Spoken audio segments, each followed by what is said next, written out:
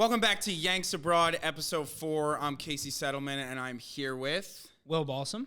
And today we are talking title race in the Premier League. Can anyone catch City? We're going to talk some of our favorite transfers that have happened, that we want to happen, or just some funny things going on in the transfer world.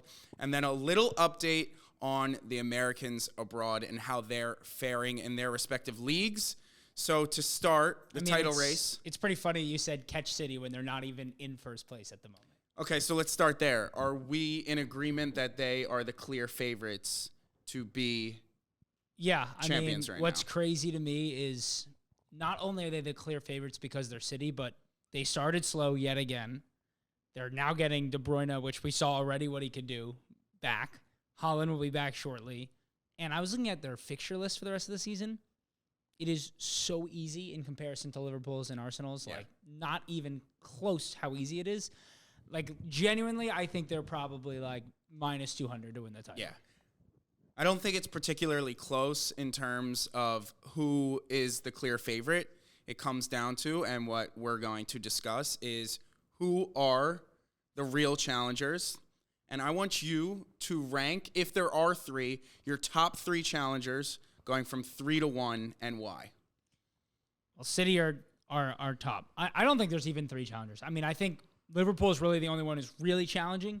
I think Arsenal has an outside shot at best, but, like, I would say pretty much no shot, and nobody else has any chance whatsoever. So Villa being in... Not a chance. Not a chance. All right, I mean, we're in agreement. The Emery ball is already catching up with them. We've seen it in the last... I mean, they rode the hot form as long as they could, and they're going to be in a very highly contested race for the last position in the Champions League. I mean, if Aston Villa makes a Champions League after what they've been through in the last 10 years, it would be so monumental. Like, they shouldn't even be thinking about the title. It's irrelevant to them at this point. Yeah, so let's start with Liverpool. I see them as the second challenger.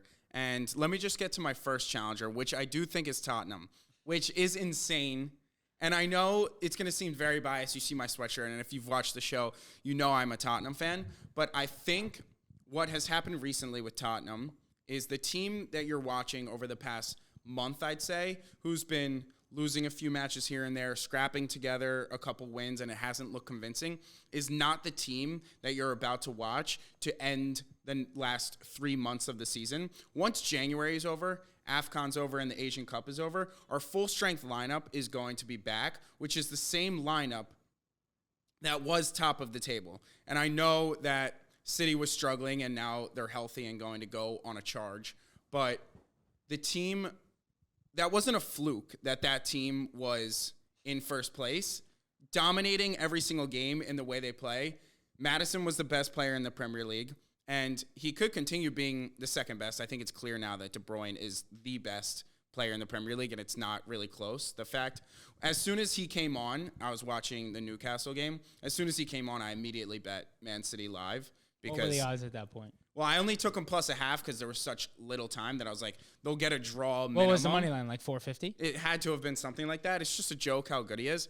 But I think Tottenham, you have, with Richarlison in unreal form, has more goals than Saka, Martinelli, and Jesus. Just a little stat to throw in there. With Richarlison, Kulusevski, and Son, and then you have what I think with Maddison and Bentancur have never played together in the Premier League. And they may never.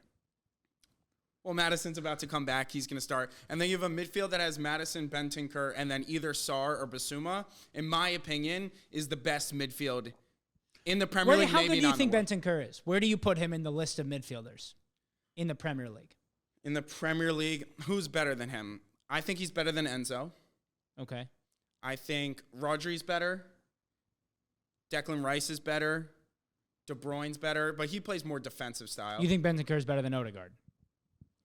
It's tough because you have to compare him to like 8s and 6s. Because Odegaard isn't going to... Bentancur isn't going to create the amount of goals that Odegaard is, but he's also providing... Do you think would you rather have right now in this Tottenham team Bentancur or Jorginho? What? Obviously Bentancur. Really? That's interesting. Does anyone rate Jorginho? He's not even starting. I mean, but Bentancur wouldn't even make the 18 for us. Arsenal? He would be our sixth option midfielder. No, it would be him, Rice, and Odegaard. Not a chance. Who do you think starts over him at Arsenal? He doesn't play any of those roles. I mean, he's not the right profile for us. But Jorginho would do exactly what you need in that position, which is that is the most insane thing I've ever. Jorginho and Bentancur aren't even close to the same player. Like Jorginho's prime and how solid he was. You need a midfielder next to Maddison who's going to control space, who is going to be a volume passer, who is not going to give the ball away cheaply. That's what you need in that role. I think you're wildly underrating Bentancur. He's been injured, so people forget just how good he is. But I think you're overrating the few games that he had. He would easily start in the Arsenal team. I don't care. You want to tell me that? Right, McAllister or Bentancur.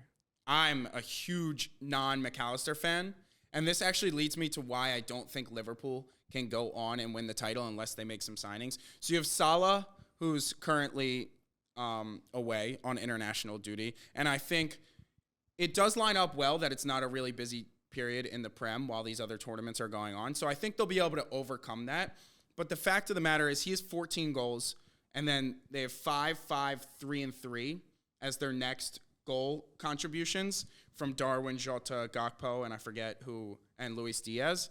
And I think if Salah's goals dry up for any reason, then Liverpool is pretty much taking themselves out of the title race. That's why in our transfer episode, I said that they should probably bring in another striker because I think Darwin... See, I think that's kind of lazy because when Salah is scoring as many goals as he's scoring, you're only going to score X amount of goals, right? Like, if you... In terms of what? In terms of, let's say Nunez has 5 goals and Gakpo has 5 goals. They're going to make up some of that gap. They're not going to make up all of that gap that Salah leaves behind, but there are goals to be had in a team that creates as many chances as anybody in the Premier League. So the goals are there to be had.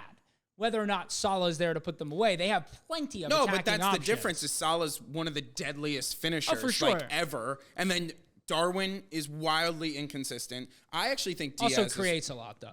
I think Diaz is really, really good, and then you have Gakpo and Jota who haven't shown consistency to score either. And more than that, touching on McAllister, and the reason I brought up Liverpool is I like a midfield of Endo, McAllister, and Szoboszlai doesn't really do anything for me in terms of actually going and making a title charge. And then I actually think I'd rather have Curtis Jones than I would Alexis McAllister. I don't know if that's I like Curtis Jones a lot. Take. I posted on mine recently, which is it's a big talk in the Arsenal fan base right now about the academy and how we don't use them correctly. And people complain that we sold Joe Willock, even though Joe Willock would never have fit this system whatsoever. We didn't need a ball carrying 8 who is not really good in possession.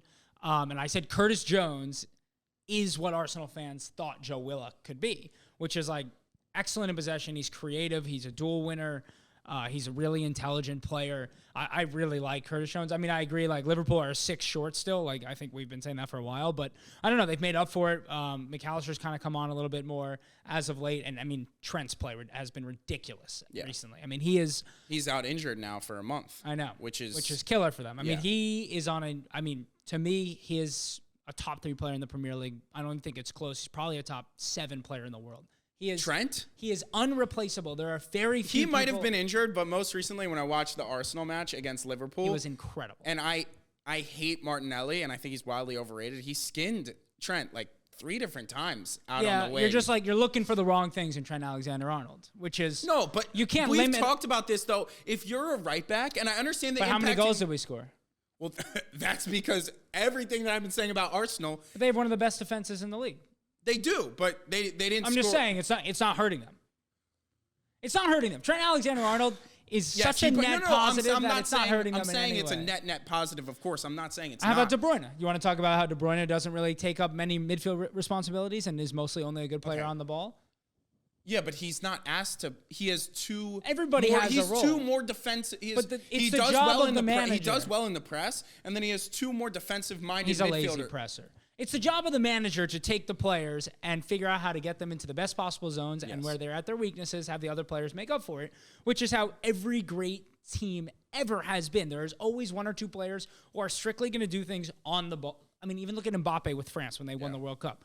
Mbappe is not a good presser. Mbappe is not going to work hard defensively. He's not going to get back. So you form the rest of the team to make up for those errors so that the singular ability of a player can then shine through. And that's what Liverpool have done with Trent Alexander-Arnold for 5 years. My only thing is, like, it's easier to overcompensate for a 10 like De Bruyne or a striker left winger like Mbappe in defense rather than overcompensating for a right back. And what is it? I think Salah's not coming back to defend super hard. So then you have probably your 6 or your 8 filling spaces and double teaming on that side. And then it leaves other gaps that's elsewhere. why they call Bobby Firmino the greatest defending number 9 of all time, because he was willing to get stuck in. He was winning 100%. Duels in midfield. Yeah. I mean, I'm just like, when you have a player like a Trent Alexander-Arnold or a Kevin De Bruyne, whose deadly final ball is what makes your team tick, the things that they aren't great at don't really matter. No, he's definitely a net positive. I just think after watching that, what was that, the Carabao Cup? Where they beat us? Yeah. FA Cup. FA Cup. Yeah, after watching that, it made me think if you had a front three capable of scoring goals and actually providing a finishing product, which Arsenal doesn't have, that it would have caused more problems than it did. But something I want to touch on with Arsenal, who I think we both agree isn't actually in the title race. I mean, if you think Tottenham's in the title race, Arsenal is like literally right there and more hand.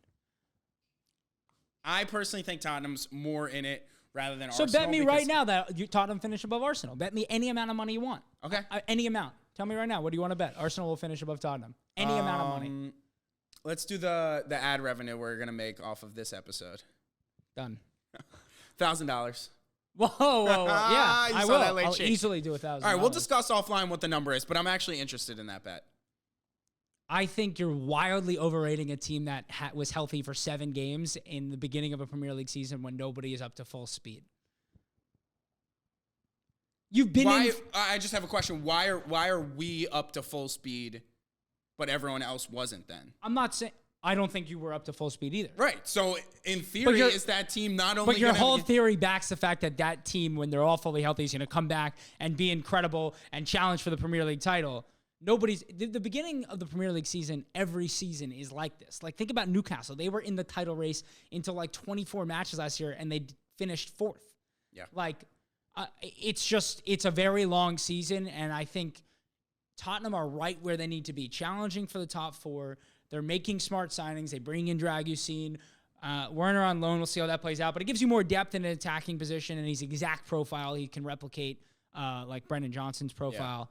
Yeah. But there just isn't. It's just not. I mean, you're talk about defensive liabilities. The goals that you give up against Manchester United. Well, the goal was awful. But it was also Van de Ven and Romero's first game back from injury. But I thought when everyone's back, you're going to be right back up and challenging for the title. We are, but that's literally their first game back. I think everything is going to ramp up. How many wins do you think you need in the next 18 matches in order to challenge for the title? That's a really good question. How many wins do you need? Probably need like 12 or... You need 14 or 15 wins. You probably need 12 you're at 5 points behind Liverpool right now. Yeah. They're going to win at least 12 Our run-in games. also is very easy. We have City and Arsenal both at home left. We do play Liverpool away. That's the only out of left of the whatever. I don't even know if you can call a traditional top 6 a thing anymore with all the movement that's been happening in the Prem. But I think we have a pretty easy run-in, similar to you were talking about cities versus Liverpool and Arsenal. I think we have so right now we're a little bit halfway through the season, but this is our first recording since the halfway mark. Give me your top 4 predictions. City, Liverpool, Arsenal, Tottenham. You think Villa drops out? I mean, Villa are already... If we both win on the weekend, Villa's already out of the top 4. Okay. I'm going City, Tottenham. Yeah, we knew that was coming. Liverpool. You're going to say like Brentford or something. You really... It's probably going to be Arsenal. I really think Arsenal's going to continue to struggle finding goals, and that defense that was lazy analysis. That's lazy analysis. It's not because you cannot create. You cannot create at the level we're creating and have such a. Okay, it would be historic to a level. When did we had that same conversation? What, three weeks ago, and it's still continuing? At what point? 3 does weeks it need ago, to stop? I mean, that's 4 matches. Okay, but 2 of those weren't even in the Premier League. You're running out of matches for your field tilt to result in goals. We're not running out of matches for our field tilt to result in goals. We're not. All right, speaking of that, you keep mentioning this Arteta system that certain players, good players, wouldn't fit into anyways. The problem I find with the Arteta system is whenever I make videos about Arsenal, it's like, well, this player wouldn't fit. This player is perfect for the Arteta system. Like, you need this exact mold of a player, and you can't have a true number 9. But I feel like Arteta tries to take a lot of what Pep does.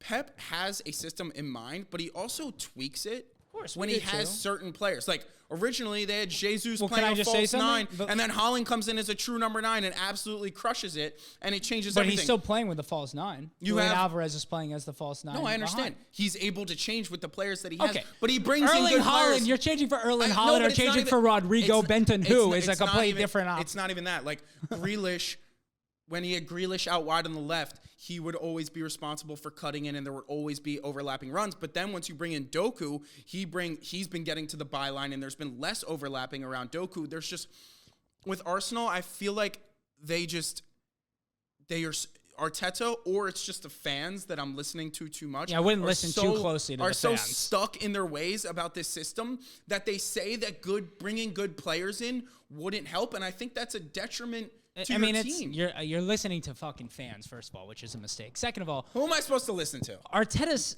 the system, it changes all the time. We don't play the same system every single match. And also, he came into this season buying Jurrien Timber specifically to give us an ulterior system to control matches in a different way, where he was going to play Timber as an inverted left back and Partey as an inverted right back.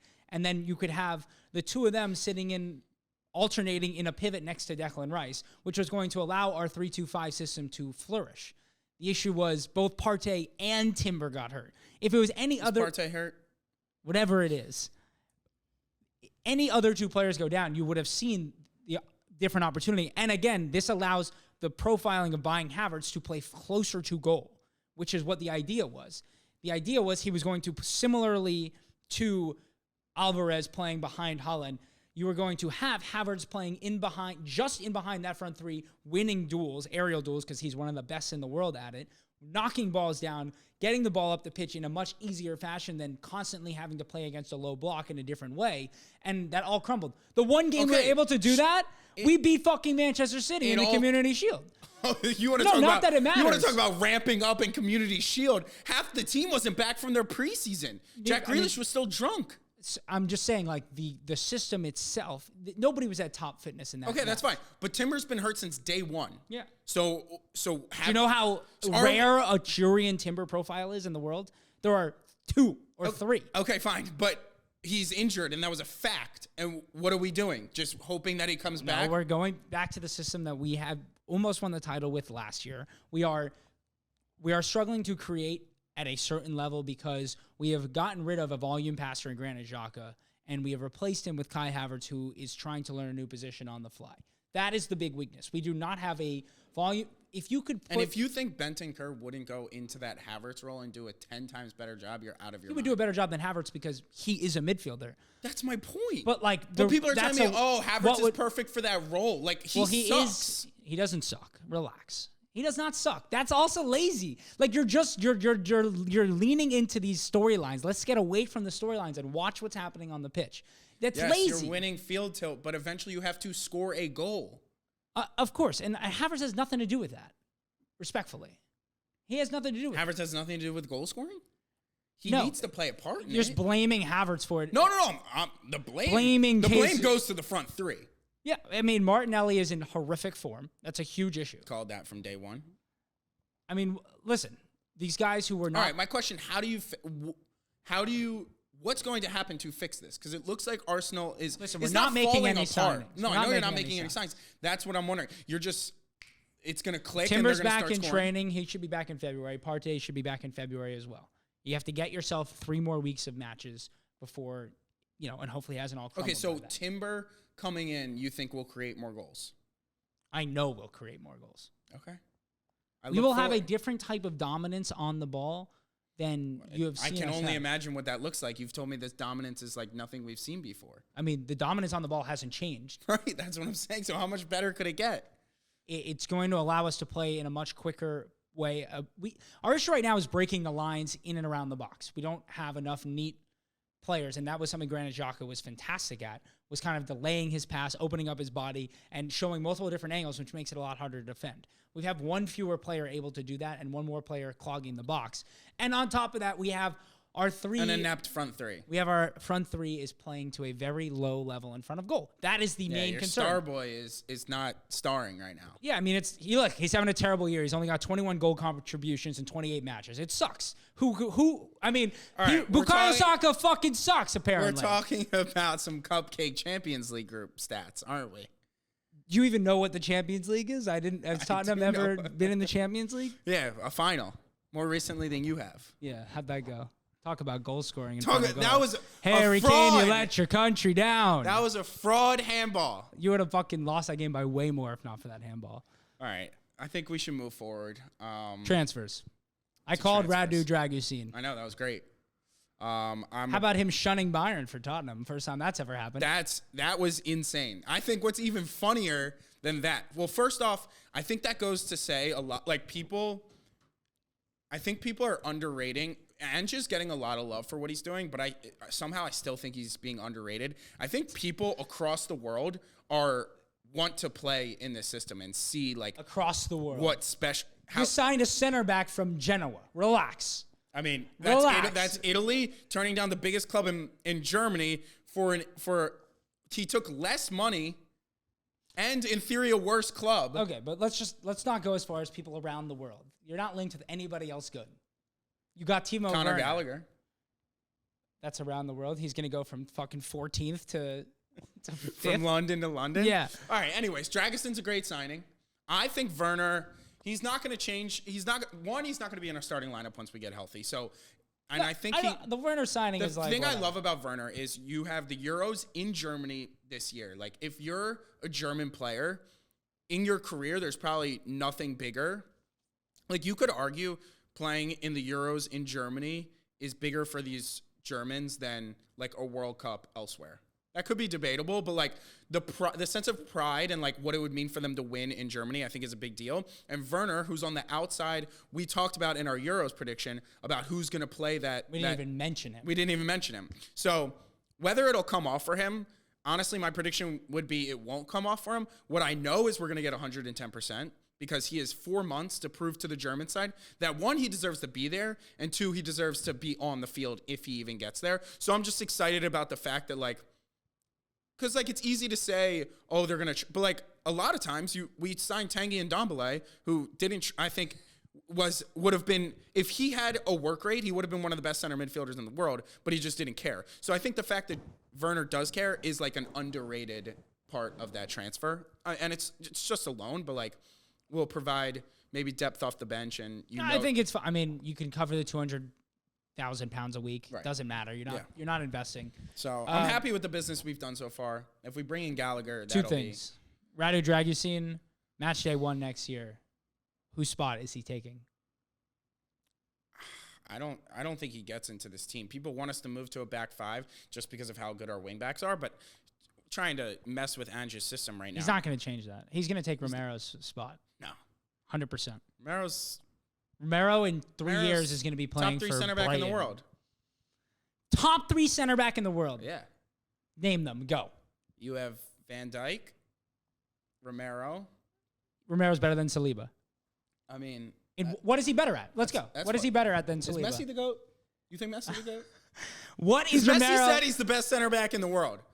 Oh, Messi said his counterpart in Argentina is the best center back in the world. He didn't call Di Michelis the best center back in the world. Did Di Michelis win a fucking World Cup with him? Exactly. Yeah, that's fucking.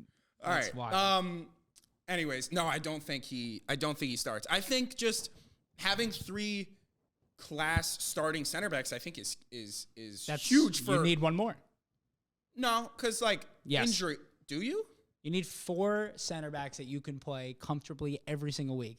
If we've learned anything from Manchester City, who have had that every step of the way in the last 5 years. Okay, but they also play 4 center backs at a time. Well, that's a team that actually only plays 2 center backs probably only needs 3. But that's the genius of some of this. To me, Radu Dragusin has the chance to play the John Stones type role if you were to ever, That's not an Andrews system. I know. No. But I think, to your point, I think you're right. It's just you're focused on the wrong position. I think we need 4 fullbacks who are just as good. You need 6 defenders who you can play every single week, that you feel comfortable playing every single week. Yes, I think we would need another wing back. You get one more wing back. Because Pedro Udogie Porro and can play on both Poros, sides. first of all, this is not an over. I know I say a lot of things about Tottenham that are biased, and You sound like a Manchester United fan. Everyone on your team is the best, yet you can't get near the top 4. That's Manchester United. Pedro Porro and Destiny Udogie is the best wingback duo in the world. In the world. And that's not even particularly close right now. That is unbiased. Pedro Porro and Destiny Udogie. Better than Walker and Ake. Yeah. Walker. Do you see the discourse on Twitter? Man City, Right. Walker Man is City having is begging to buy Pedro Porro. Begging. You stop buying into the discourse on Twitter. These people Isn't that what we're here for? They're To troll on 12-year-olds. They're Twitter? 12-year-olds in their They're kids who don't fucking know who Mario Balotelli is, sitting in their room typing Pedro Porro has 87 pace on FIFA. Buy him, Manchester City. That's what you're reading on Twitter. People want to buy him. I've talked to chairman and such at City, and they want Porro. You talked to fucking Al Yasser over there. How did we Saudi get Arabia? to them being the best? What were we? Oh, Dragon. All right, let's move on. Remember when Jed Spence was the best signing of the summer last year? Yeah, that got us. Do you think you'll ever learn from overestimating your players? Because I think by the Tottenham way, I was not in the camp of saying Jed Spence was going to be. I'm just saying, generally to me, I don't think it's close. Tottenham fans and Manchester United fans, if we're going to talk Twitter discourse, overhype their players so much before the season starts that it's impossible for them to ever live up to those standards. Whereas Arsenal fans are all such self-loathing people that the second we sign someone, it's all about how they're going to flop. That's how everyone talks. And so I don't to me, I'd rather that mindset, because then when they're good, I'm like, fuck yeah. Versus Jed Spence will never play a game for Tottenham. No. That's perfectly fine. Also, anyone who had watched it before you right back in signed the him, world. he wasn't the second player. best right back. Frimpong is first. All right, let's talk about Jordan Henderson going to Ajax. That's exactly what I wanted to talk about. I saw that. Was that this morning or yesterday morning? The days are moving together, but I was just like, first of all these guys who go to Saudi Arabia, after 6 months. By the way, an hour ago, Benzema wants to leave too. Did you see that? I know. There's a bunch of rumors of him going to Arsenal. So it's just hilarious. These guys who are already filthy rich are if Salah, that's virtually home for him going back. Let's be careful. I don't want to just Let's the just area, be careful. The Let's area, just the be area, careful. the area. That's why he's being so hotly talked about going to Saudi Arabia. That makes sense for people like Jordan Henderson. Did you hear the quotes that were coming out? He said it was hotter. It's too hot. It was hotter than I expected it to be. No shit. You're in the fucking desert. And then he was like, yeah, I expected there to be way more fans. And it's they had an average attendance at their games of 5,000 to 10,000 people. Jordan Henderson. And the stadiums are fucking massive. You thought they were oh fuck, Jordan Henderson's there. I gotta get a season ticket. Honestly though, I will say athletes are that obsessed with themselves that they do believe. Jordan Henderson in his mind of minds is all right, they have Stevie G is coaching.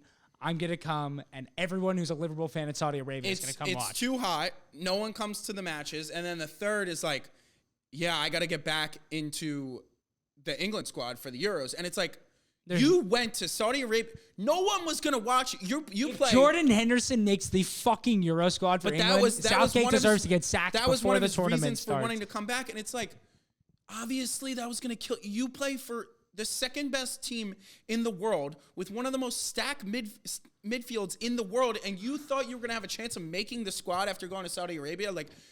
How stupid were these people? I don't know. Where do you think Benzema can go? There's so many rumors of Benzema to Arsenal. I think that is exactly what you First need. of all, it won't happen, so let's just start there. It will Benzema not doesn't happen. fit. No. Not a false nine. Won't fit in Arteta's system. Let's just start there. It's not going to happen, but I would. If you sign Benzema, you're immediately the second favorite to win the title. I don't even think I would go that far. I think if we signed Benzema, he would do fucking nothing, but I would. How? Because he's still so good. I think at a certain point it becomes a mentality thing. He's already quit. Yeah, He went and played in Saudi Arabia. His international career is over. He quit. So like to me, it's like, is he going to come back? It's what is it right now? January 17th. Let's say the transfer goes through after this weekend. Yeah. He's not going to be up to the right fitness levels. Of course not. So we're He'd 2 be a weeks sub out to start. Yeah. I'm just saying, like, by the time he gets up and running, I don't think it makes a huge difference. He could be up and That's running by been the last 2 months, and but that could be the run-in. Here's the thing. Either by then, the XG and the field tilt have all played the way they're supposed to, or I'll play the fucking devil's advocate that you like to be, or the whole thing is fucking flawed and it doesn't matter. So, like, that's my thing with Ivan Toney, too, though. It's like, Ivan Toney hasn't played in 6 months. Yes, he's training or whatever, but that does not replicate against it. A bunch of high schoolers. Yeah, that was sick. So, like, by the time Ivan Toney's up and running, like, what is he doing for it? That's the thing. Like, I don't want to spend big money in January when we're going to go out and get Osimhen in the summer. I want to touch on that, but I would like to touch up on Osimhen. Yeah, no, I agree. It's just for the last 2 months, if you say devil's advocate, like the field tilt and the possession and the attacking dominance, it doesn't mean anything. I do think it is. What I say is that just because you have that doesn't mean the front three that you have will create the goals. No, but if you pair the tactics and the field tilt with actual good attackers, then I think it will. Gabriel Jesus is not the answer striker. And by the way, that has been clear since the day we signed him. No. Arsenal fans said consistently. To me, that has been clear. That's been clear for you? That Gabriel Jesus is not a 20-goal-a-year striker? Yeah, he's never fucking done it in his career. So that's been very clear to me. No, but it's not 20, like a 10 and 10 guy. He's a 10 and 10 guy. What does he have, 3 or 4? You talking about in the Premier League alone? Yeah. I don't know exactly what his stats are, but I mean, he has like 3 goals. The issue is he's a 10 and 10 guy on pace. He misses 12 matches a season. Right. Let's start there. No, but people were saying if you can get Jesus that full season of health, he'll be that guy. That to me is I hate when people say that in any sport. Right. Like if you talk to any coach at any level of any sport, guys who get injured will continue to get injured. Right. That is how it works. Look at like guys like LeBron James. He never got injured because he never got injured. Right. Like.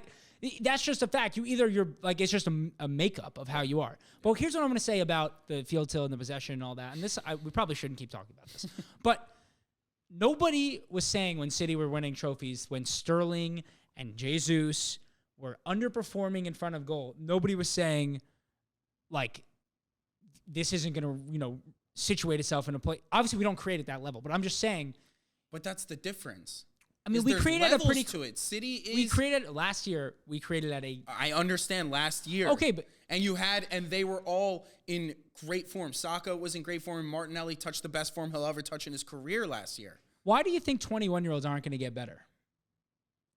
It's not about it. Let's leave Martinelli to the side. Why do you think Saka? Well, I mean, blanketing 21-year-olds, and obviously, I would think most 21-year-olds will improve. But you don't believe just the Arsenal 21-year-olds. You don't believe will get better.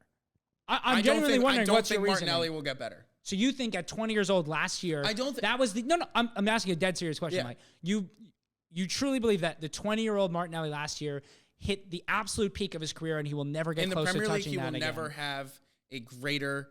He'll never have more than 15 goals again. Contributions. He'll never have more than 15 goals again in the Premier League. That's correct. Your honest to God That's belief. my honest opinion. And if we want to add that, we'll just keep a list of all the bets we have. Yeah, but that all one will be wildly like biased takes that you have. Yeah, I want to keep them all. Okay, so let's move to Osimhen because that was actually next on my list, and you brought him up. So he calls out Kvara's agent, which was absolutely wild. He's had so much drama in Napoli, and to be fair, like they've been pretty racist and rude to him. So like he should. The racist TikToks.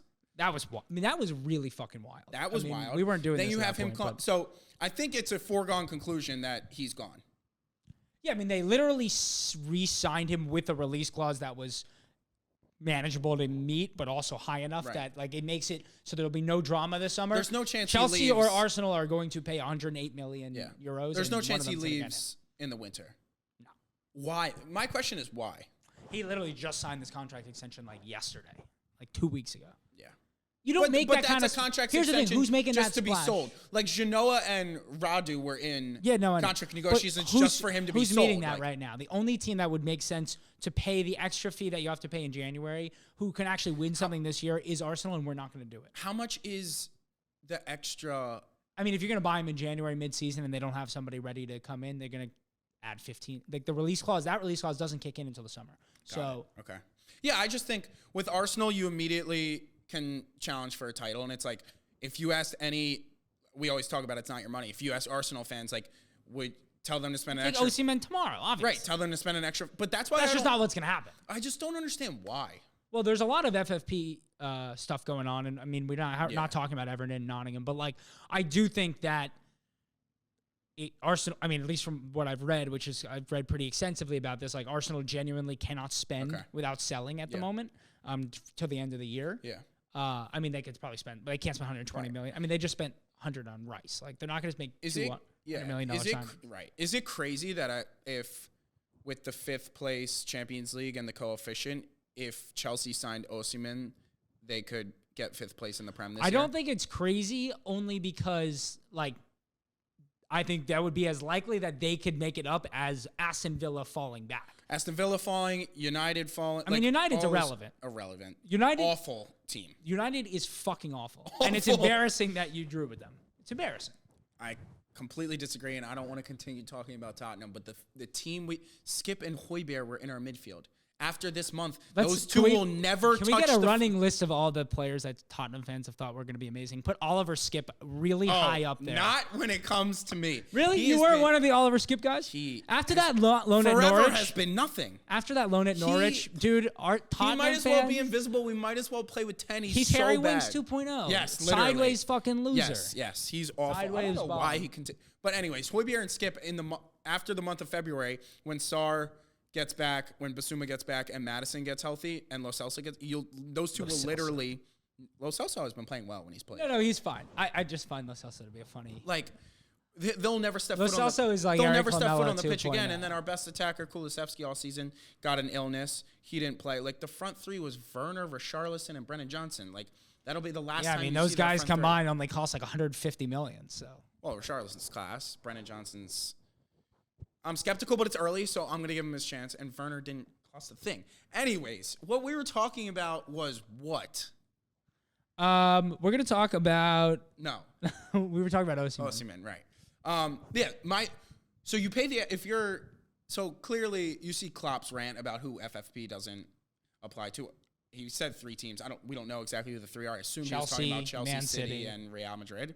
But you have PSG also in there. Whatever. So Chelsea clearly can do it just because FFP doesn't mean anything to also, them. Chelsea did the amortization thing where, like... Right, it's over the next 12 years. Yeah. So in 10 years when Chelsea's in League One paying those debts off, that'll be fun. The money they would make up by... And this is obviously all hypothetical, like jumping 5 positions is a ton, but you sign Osimhen and you get Champions League, you're making to triple what... Sure. I mean, I just don't think anyone's signing Osimhen right now. Yeah. I just think... Yeah. No, I agree. Like, why? And let's talk about Osimhen and Mbappe. Like, Mbappe is clearly leaving after this year. And it's like, why would PSG not sell him for a discount? And you obviously, on a free, you're saving a ton getting him on a free, just having to pay his wages. But, like, Real Madrid wins everything immediately this season. If you it's win, not that simple. Like, it is. If Real Madrid brings in Kylian Mbappe, like they win the Champions League, and it is that simple. That may be so, but it's not as simple as like, oh, Real Madrid's just gonna go shell out 200 million euros. No, but that's what I'm saying. It's not 200 because if you're PSG, but like, PSG's not offering that cut price. So they're just accepting that they're going to lose him for free? Well, here's the thing. If you come with the What's right this number, fake I'm cut saying. price that you want? I mean, it's such a hypothetical. But like, what is it? If you're PSG, like, you don't want to take 80 mil? Not over winning the league this year, and they're still winning the league without him. I think it's closer than you think in League One. No, come on. It's always closer than you think. What do you mean? They haven't. Hold on. Relax yourself for a second. I think it's closer than you think. I'm incapable of relaxing myself. I'm aware. Yeah, it's only 8 points. Only 8 points. This is what we talked about with United, where it's like, yeah, we're only 6 points back, but it's halfway through the season. You're on pace to be PSG 16 points behind. If PSG lose Mbappe, like, there's like who's scoring? No, like literally, who is scoring? Barcola. He's scoring? Really good. I've been watching. He's really good. Yeah, Ousmane he Dembele. does have 2 goals this year. Gonzalo Ramos for $1 gazillion. They might as well. Those guys all suck. I'm just saying. To PSG, the brand, the jersey sales, the ticket sales, the potential to win the Champions League, like these things. They're not winning the championship. I know that. I know that. But I'm just letting you know, like, that's not the business of the sport. I understand. But, like, you're playing a little bit of FIFA career mode in your head. A little bit. Yeah. But it's also just from a natural business perspective. Like, everyone at PSG has a Mbappe kit that wants one. You sell Mbappe 6 months early. You have angry fans who will probably start boycotting going to the games. Okay, I guess I'm not a PSG fan, so it doesn't matter. But, like, well, let's Harry flip Kane. It. If they had sold Harry Kane in the middle of the year last year, you would have been pissed. No, but we sold him a year early so that we could. But the middle of the amount year, of money we got. For a player that had 1 year left on his contract changed the trajectory of our club 100%. Forever. But what I'm saying is the middle of the season is completely different. Your team has no time to regroup and get your shit together. It's only different if you're actually competing for something. And if they truly believe they can win the Champions League, to them, League One means something. I'm sorry. They're going to win. I promise you they'd win it without him. I agree with you, but, like, there's no reason to take that risk when, like, also the money fucking doesn't matter to PSG. Right. You're talking about, like, I guess you're saying, like, should Bezos sell off $20 million of Amazon? Like, what the fuck does it matter to him? All right, last transfer person I want to talk about. Yeah. Jared Branthwaite. Because Everton are now in big trouble. He's their most sellable asset. 2 questions for you. Yeah. 1, do you think it's worth selling him this January to an Arsenal or United at the chance that it then ends up with them being relegated because they lost their best defender? Well, they now have a second charge. Are they going to get another point? Yeah, probably get another 12 points. Right. So, but I mean, Sean Dyche has them playing some good football. Really good. It's just tough. Sean Dyche, the GOAT. It's like, where do you rank Sean Dyche, Premier League managers, right now? Because I think he may be like 4th. I mean, is it crazy I still rate Ten Hag? I just don't think they have the right players in the system. No, that's crazy. That's crazy. That's crazy. Okay. I think if you really look into it and, like, watched a little bit more of his time at Ajax and, like, the system and it's not replicatable in the Premier League. Yeah, that definitely could be fair, that it's not replicable. But, like, I also think the players are Well, the players are they're better than they're playing, but they're not ever going to be Premier League challengers under Ten Hag unless something wild happens. Or no, I guess that's true. But like, in reality, they haven't. Unai Emery or Sean Dyche. I'm going like Emery. Sean Dyche, baby. I like Emery because the way they're Sean playing. Dyche kept Burnley up for 5 straight years with a net total spend of £7 million. But also, like, I guess I'm biased in the to, richest like, league in the world. I'm biased to, like, offensive play styles. Yeah, I want to. Yeah. Like. Oh, no. Like, Mourinho was great. Mourinho and Conte were great managers, but, like, I don't want to root for Sean Dyche. Made me want to, like, hurt myself. Yeah, I don't want to root for Sean Dyche teams, but no, that's an interesting question. Outside of Pep, Klopp, Arteta, and, like, he's right there. Okay, so to answer your question, what would a 12-point deduction look like? They'd be in big trouble, right? Like the Plumbers and Luton are staying up if that happens, because you got to keep in mind that Nottingham's also getting a 12-point deduction. Oh, right. Yeah, they're 17. They'd pretty much be cooked. So yeah, you gotta say. But I think they would have 5 points through 21 matches with like 8 wins. Yeah, it's insane.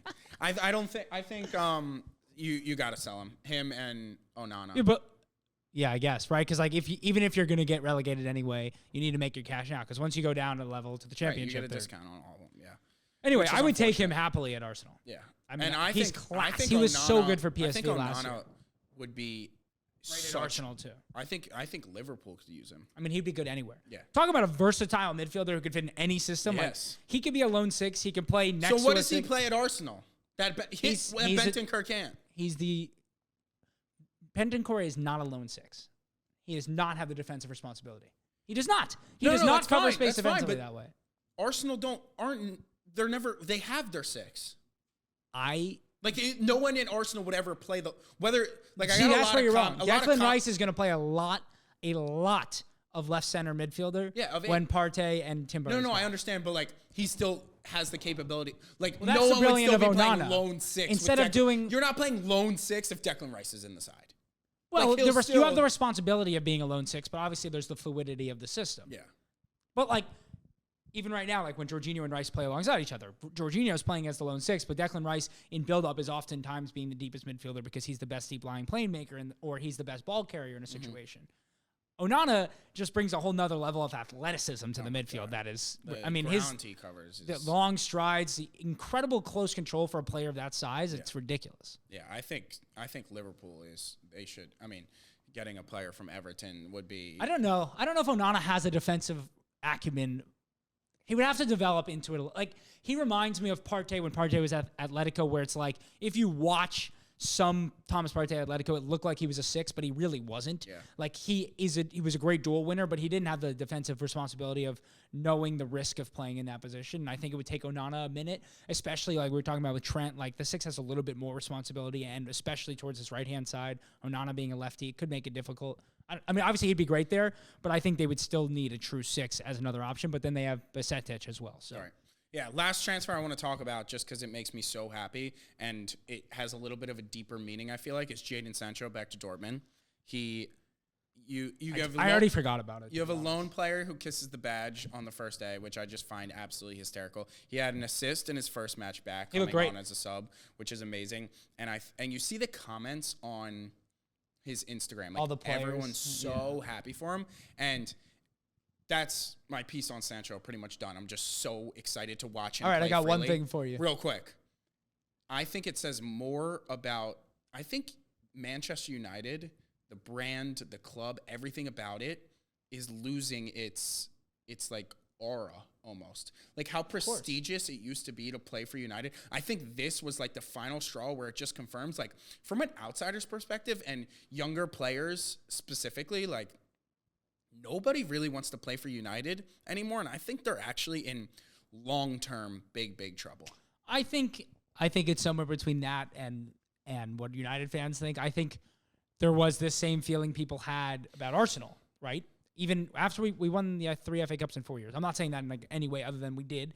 We had gotten Ozil in, like, we got big names, and then Wenger was kind of on his way out the door. That was clear. Emery came in, and it kind of became impossible. Everyone was like, Arsenal don't have pull anymore. And, like, to a point, that was true. Yeah. We used to be an opportunity for some of the best young players in the world to come and play in an attacking style of football and express themselves on the pitch in a way that many teams would not allow them to, and then often use that as a jumping spot to go somewhere else. And then we didn't have pull for a little while. But it wasn't as drastic as everyone was. I mean, you remember when there were all those graphics where it's like Leicester City have replaced Arsenal in the Big Six? Like, people want to create the storyline more than it is. But I agree. Yeah. I mean, you've heard it from all the ex-players who've left. They go back 10 years later and they say everything looks the same. Like, you need to adapt. And they're not adapting. I actually think, as sad as it may be, and I mean, I'll probably get a lot of shit for this if anyone was to be watching this, is like, there's a certain point where, like, Sir Alex Ferguson is still too involved in the club, and nothing is going to change until the old regime is fully gone. Right. And that's just how things work. I mean, you're going to see it with NFL football. Like, if Belichick is still around the place, you're not going to see anything change in New England until he's gone. Like that, you need to allow looking over your correct. shoulder. You need to allow the new systems to be in place, Yep. and that is Manchester United's only way forward. And also, they, similarly to the way Arsenal kind of rebuilt themselves, need to lean on their academy. They have a great academy. Kobe Mino has already shown that. Yep. He should have been playing a year earlier. I mean, I watch a lot of academy football, and Mino is one of the biggest prospects I've ever watched on the ball. Like, the amount of maturity he has for his age in possession is quite frankly absurd. Like, you literally can't teach it. And, I mean, United has a fantastic academy. So if they can lean on that more, then you can start bringing in young players on, like, Hoyland-type players who you don't need to spend that fee on because they want to come play for you. Yeah. I also think making Bruno the captain was the wrong choice. Like, what is Bruno Fernandes embody that makes you like that? He's one of my least favorite footballers. And, bro, like, when he came and scored all those goals, and everyone's like, he is better than De Bruyne, or he's the best. Like, that's just, like, that's when, like, to me, when you look at goals and assists, like, that's why you can't judge any opinion off goals and assists. Yeah. It's just, like, there's so much more to the game. I agree. And I think when I bring up goals and assists for Arsenal players, it's a different point. It's more than just that. 100%. What was your point when I was speaking, though, earlier? What were we talking about? Oh. Does this open the door to Jadon Sancho getting into the England squad in the Euros? 100%. Do you think it's likely he gets in the squad? I think he could be starting. No. Where is he starting? Don't dare look into that camera and say right wing. Don't you fucking dare. No, I'm kidding, but he could potentially play left wing. Yeah, but that doesn't work. Like, all right, more minutes at the Euros. Rashford or Sancho? More minutes. I mean, this is a prediction because it is completely contingent on what obviously happens. I want the to next come 3 back and months. do this prediction every month until the Euros. Okay, fine. Right now. Jaden Sancho. I think More minutes. He is so. People forget how. I'm good not Sancho taking a stand. is. I'm just. No, people forget how good Sancho was. There was there was graphics all the time about how good Haaland, Bellingham, Sancho were, and like those were the 3 guys. And Bellingham and Haaland went to great spots, and Sancho went to die at United, and it was just unfair to his career. And if he can pick it back up within the next, like, you just see how much freer and happier he is at Dortmund, and he's gonna 100% get into that starting lineup like within the next month At easily. Dortmund. Yeah. That. Do you think going to Germany hurts him at all? Like in terms of like England? I mean, usually because likes of how biased Southgate is, Yeah. and like that's so dumb. Like it's like being almost like spiteful and petty, and for all I'm the not wrong a Southgate fan. for all the wrong reasons. But All right. I think Sancho right now, yeah. Okay. Just because Rashford is in a system at United, like they Scored are this going weekend. to just. I don't know. He scored them and didn't nothing, shoot. Nothing. I was He's screaming at my TV. He's a little bit of a mental. He's just too much in his head right now. It really is. You want to? I know we keep getting sidetracked, but if you want to talk, we've had this conversation about confidence before. Yeah. He is a confidence footballer. When he 100%. When his confidence is up and running, he's the best finisher in the You can world. just see it. He's so direct. Yeah, knows 100%. exactly what he's going And to he do. doesn't linger on the ball at all. He's gonna take 2 steps inside, curl it, and it's so direct, so powerful, so fast. And then The you see flip him side now, is unwatchable. You see him now, and he's like hectic. He doesn't know go to left, It's so right, odd. 2 touch, 3 touch, shoot, pass. He has no. I'd look once we get this up and running more. I'd love to get a sports psychologist on here and talk about that because I think soccer more than any other sport is such a confident sport. Yeah, I think it's across the board. Like you saw it with Dak in the like. That's true. You know. I just don't see so much in basketball, but I guess shooting you probably see it. Yeah. All right. Anyways. Quickly, a little Americans Abroad segment. Yeah. So I've just written down like a recap just to give everyone, if that's fine. Yeah, and go then rip it. I wanted to talk. I have a few people I would talk about. I want to don't do. care I too want, much. and you can go deeper on them, but I just want to give a quick recap. Rip it. Just as a quick recap. I'll say recap. You do want to 7 more recap times. it? He's just All gonna right. he's just gonna recap. Starting in Italy, the boys have been cooking. Christian Pulisic won Serie A Player of the Month in December and is outshining currently Rafael Leao, who's regarded as one of the best wingers. 1 goal since September in the league for Rafael Leao. Regarded as one of the best wingers in the world, and Pulisic and Chukwueze were both brought in the summer to start at that right wing position. Everyone gave me a ton of shit when I said Pulisic was going to win that starting job. He's one of the first names on the team sheet now. And then also Yunus Musa got a start midweek in the Italian Cup and then was used as a sub in Milan's 3-1 win over Roma, which resulted in Mourinho getting the sack. I want to come back to that. I want to talk about that for a second too. At Juventus, Weston McKennie is picking up Andrea Pirlo comparisons recently at Juve. You're reading too much Fox Sports. As he had a beautiful assist to Milik over the weekend in Juve's win, and he's now currently discussing a long-term contract extension at Juve after being talked about being transferred out over the summer. A great turnaround for him at Juve. Weah's weekend. That's Italy. In England, Fulham lost to Chelsea 1-0, but Anthony Robinson put in another full 90 and great performance, and Tim Ream was an unused sub in that game. Anthony Robinson was also put into the Who Scored team of 2023 as the left back. He's starting to get a ton of respect, I feel like, in the English media as a really good left back. Anthony Robinson's such an interesting one because like there are 20% of his game that's probably one of the most unreliable in the world. Sometimes he but looks his like he's just like sometimes you're so athletic that it actually doesn't matter. Yeah. Matt Turner was an unused sub for Forest in their cup match. He's terrible. And he has not looked good in other matches that he started. I think he was benched due to the cup match, but I wouldn't be surprised if he does get benched. And we may have a goalkeeper problem when it comes to the tournament this summer. Like when does Slonina get in? Yeah, I mean, it's going to be interesting. Over to Germany, Gio Reyna is looking for a move away from Dortmund, and I'm seeing rumors to Real Sociedad or Aston Villa. Have you seen anything else? I've seen Aston Villa. I didn't see the Sociedad. Yeah, Sociedad. I like Sociedad. I think that would be great for him. They play fun attacking football, which is what he needs. Brendan Aronson started for Union Berlin in their 0-0 draw over the weekend. That move has not been great for him. And Union Berlin, after having such a great season, is just having a disappointing season overall. So hopefully that's just a result of Union Berlin's play and not Brendan Aronson's. They went the complete wrong route with the money that they got. Oh my God, just signing a gazillion players. And like not fitting any, what they did so brilliantly last year, they got well away from. The same thing happened in, the fuck is their name?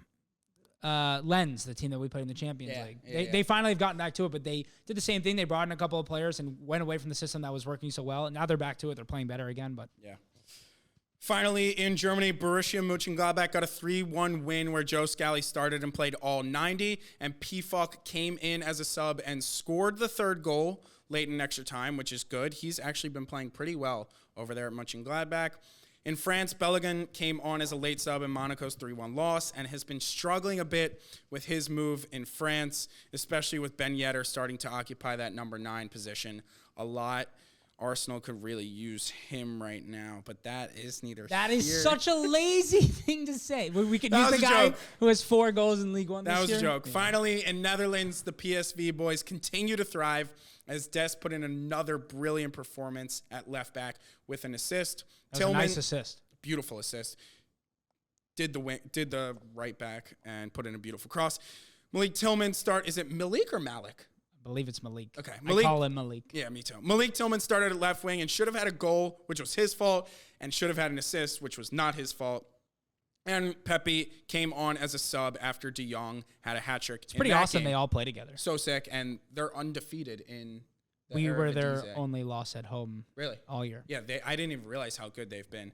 So, yeah, that is your Americans Abroad update. I actually just saw something 2 minutes before we came to record. Luca De La Torre scored like an unreal back heel goal, which we'll include right now, which was pretty cool. So, honestly, there was a lot of moving pieces or potential moving pieces when we were talking about Americans this summer, and it seems like things are going really well for us right now. For sure. I mean, it's tough. Like, there's part of being an American soccer fan where anytime a player gets a move to Europe, it used to be like such a huge deal that you thought they were going to be amazing. 100%. Now you're starting to realize like it doesn't necessarily mean that. Right. But it used to just be, thank God they're playing at the highest level, but now it's like fit and play time and all that like stuff. What we've seen with Brandon Aronson, right? Yeah. Like when he moved to Leeds, it actually right away he fit into. Was Bielsa still there when he?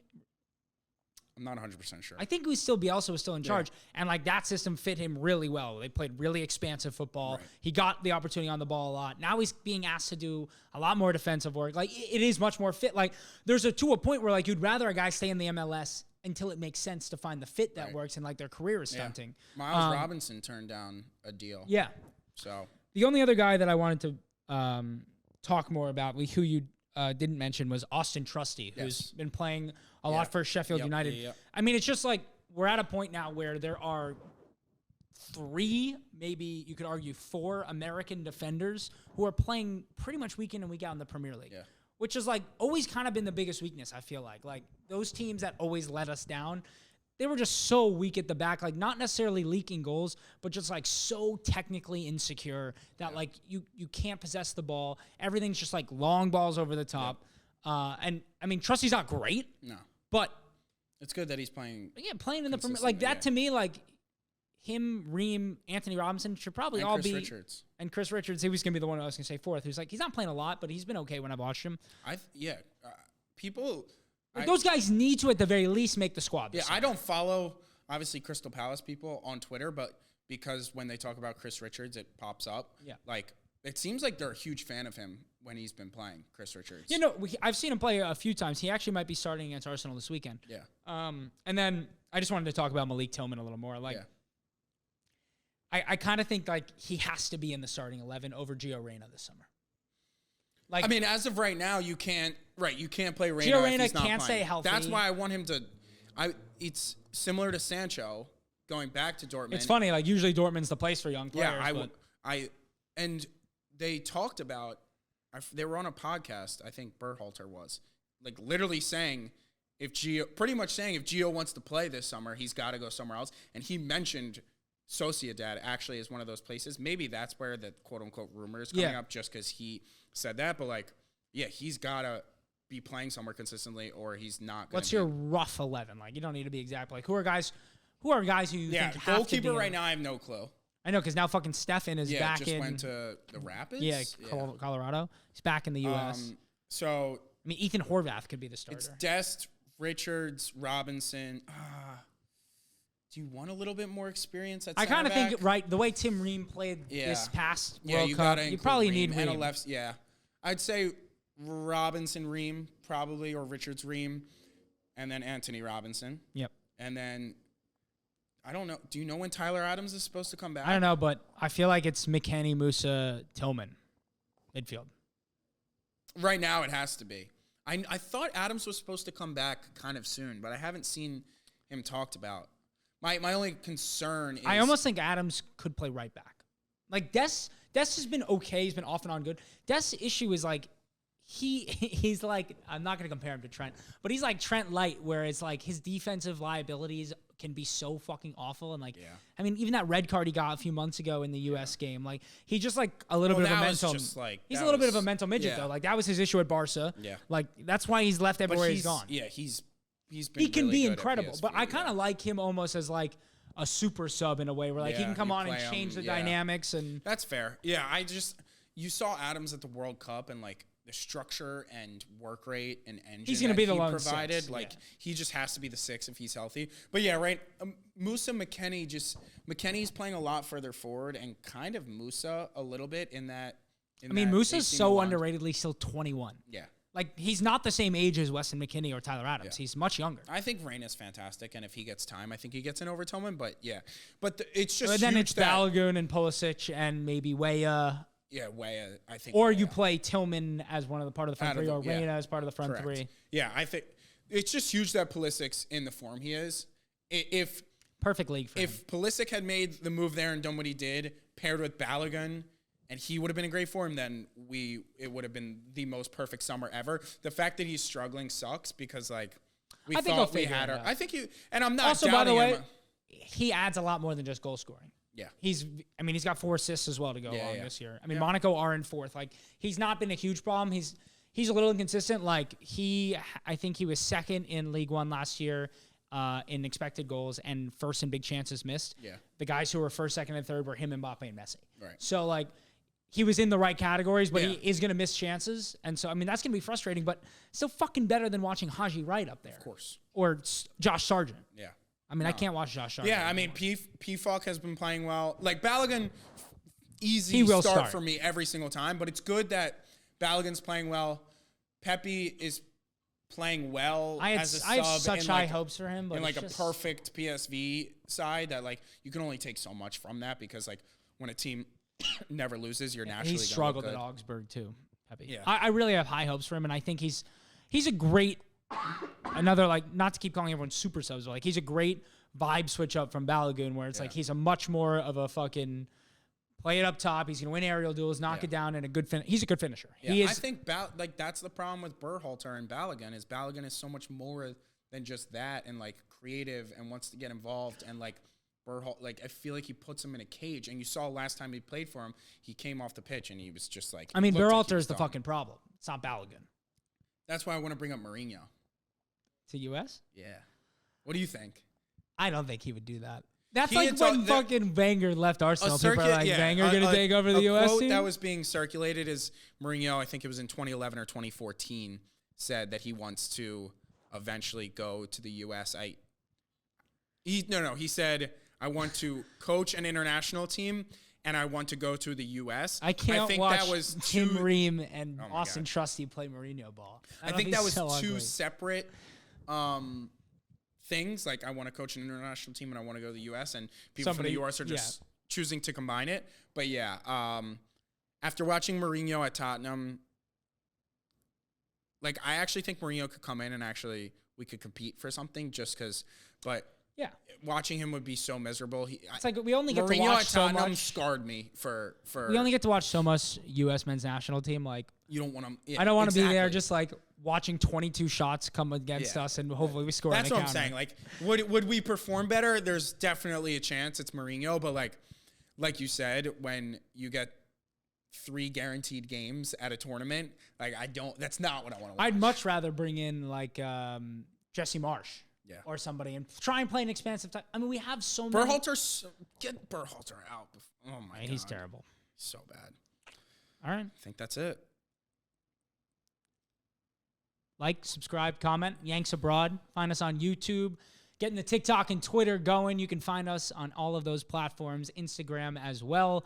You can find me at my personals at Hale End Productions. You can find him at Just my name.